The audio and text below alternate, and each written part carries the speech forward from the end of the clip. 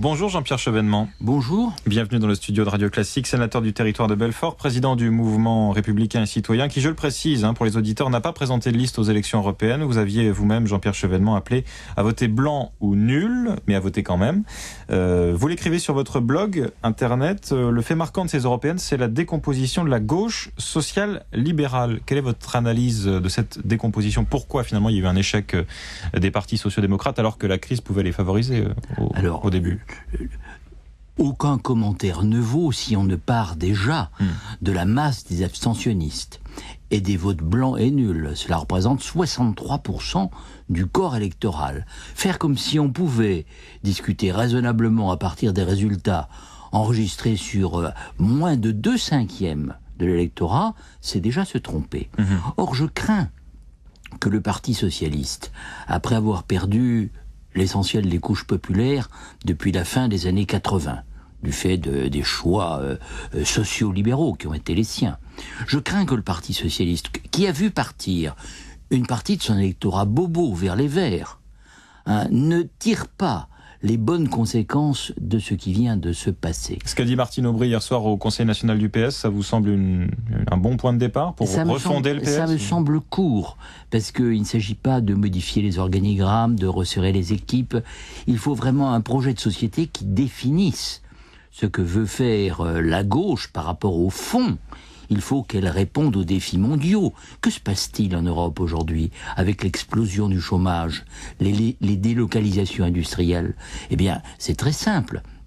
Cette Europe libérale ne nous protège pas des concurrences les plus déloyales, celle du dollar d'un côté, celle des pays à très bas coûts salariaux de l'autre. Donc nous sommes écrasés en quelque sorte entre l'enclume et le marteau.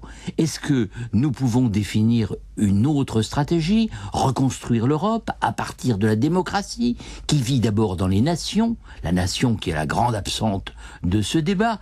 Est-ce que le Parti socialiste est capable de reprendre les choses à partir des fondamentaux? Est-ce qu'il veut renouer avec le débat d'idées? C'est la grande question que je pose.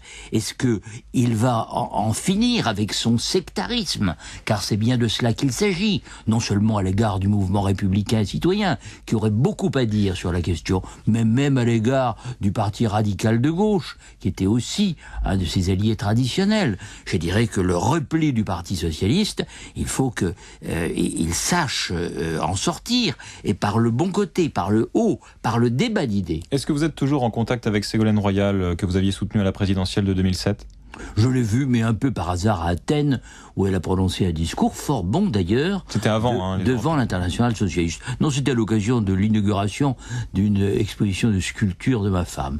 Donc, vous voyez, c'était le hasard. Est-ce que vous pensez qu'elle devrait plus être aux commandes du PS pour mener cette refondation? Moi, je ne veux pas rentrer dans les querelles internes du Parti socialiste. Je pense que c'est le débat d'idées. Celui ou celle qui saura reprendre l'initiative sur ce terrain, et le mouvement républicain et citoyen est là pour l'y aider, parce qu'il a une réflexion de fond. Je dirais que nous menons des travaux approfondis sur des questions essentielles, notamment à la Fondation Res Publica. Alors ce n'est pas la même chose, c'est une fondation reconnue d'intérêt public, mais il y a là une riche matière dont tous ceux qui veulent faire de la politique autrement peuvent s'inspirer. Est-ce que l'idée de refaire un peu une gauche plurielle avec les Verts et éventuellement les communistes, aujourd'hui Front de gauche, vous semble une bonne idée? Il ne faut pas être sectaire, il faut discuter avec tout le monde, mais il faut discuter du fond, des idées. Et de ce point de vue-là, le mouvement républicain et citoyen a des idées à apporter. Mais la prétention de Daniel Cohn-Bendit, qui est quand même la figure emblématique du courant libéral libertaire en France, n'est quand même pas le rassembleur. Parce que, je dirais, M. Cohn-Bendit, il n'a jamais combattu l'Europe libérale, il a toujours été pour la Constitution européenne, pour le traité de Lisbonne. Il était déjà pour le traité de Maastricht, pour l'acte unique. Il a toujours été un des artisans de cette Europe libérale qui ne nous protège pas. Donc, il appelle à voter contre Barroso tout de même. Oui, on va voir si les socialistes espagnols et britanniques vont rompre l'engagement qu'ils ont pris de reconduire Barroso. Ça, c'est une autre affaire. Puisque vous parlez de Daniel Cohn-Bendit, qu'est-ce que vous pensez de l'attitude de Nicolas Sarkozy après ces européennes et le succès des listes écologiques? Récupération ou capitalisation sur une politique déjà amorcée auparavant? C'est-à-dire que Nicolas Sarkozy s'est très bien servi de Nicolas Hulot.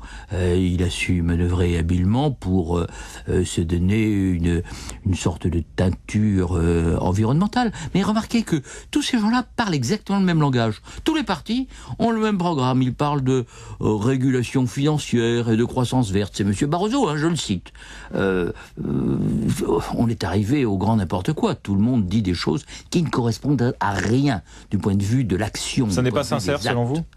Non, ça n'est pas sincère. Et ce n'est pas une piste? Regardez les banques américaines, elles commencent à rembourser l'État américain pour ne pas avoir à limiter les revenus des dirigeants.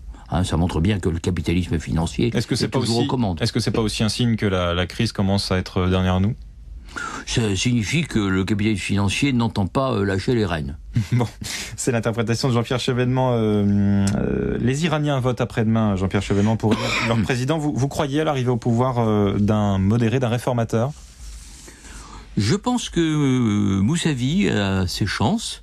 C'est l'ancien Premier ministre d'une période difficile pour l'Iran, qui correspond à la guerre Iran-Irak.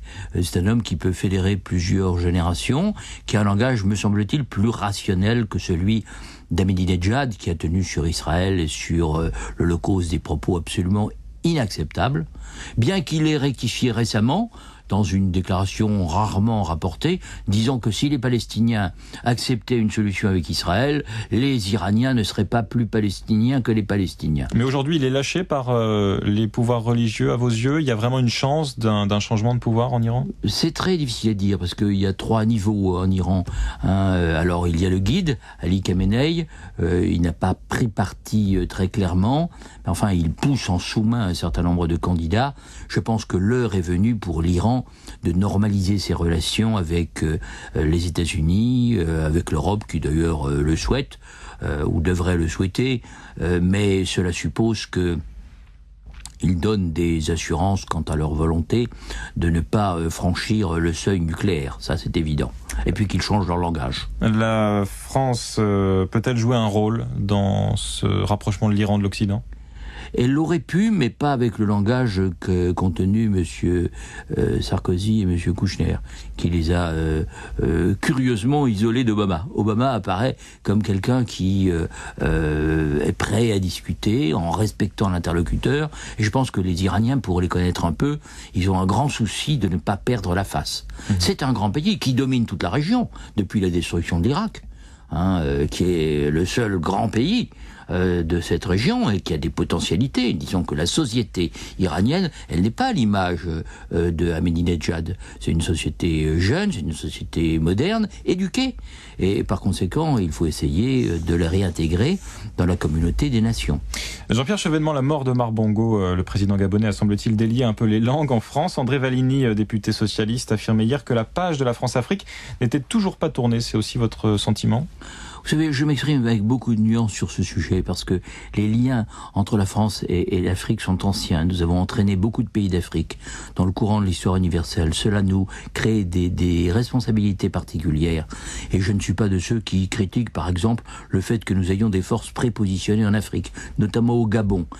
Alors, il semble que le gouvernement actuel voudrait replier le dispositif, mais ce ne serait pas une bonne chose parce que la France a un rôle stabilisateur. Elle a éviter les déchirements ethniques, par exemple en Côte d'Ivoire. Le Gabon lui-même les a évités. Et quand j'entends Eva Joly dire qu'il était un vieil ami de la France, un fidèle ami de la France, ce n'est pas une critique en soi.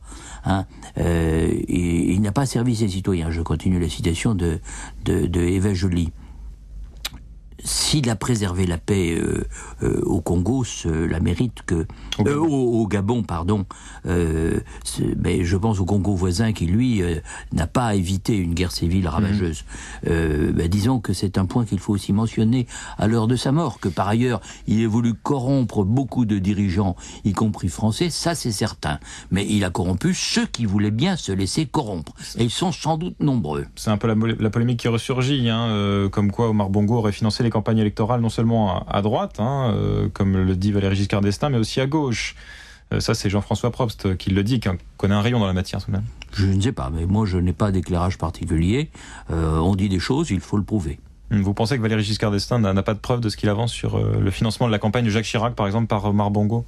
Je ne sais pas, il lui appartient de les apporter. On ne peut pas vivre uniquement sur des rumeurs.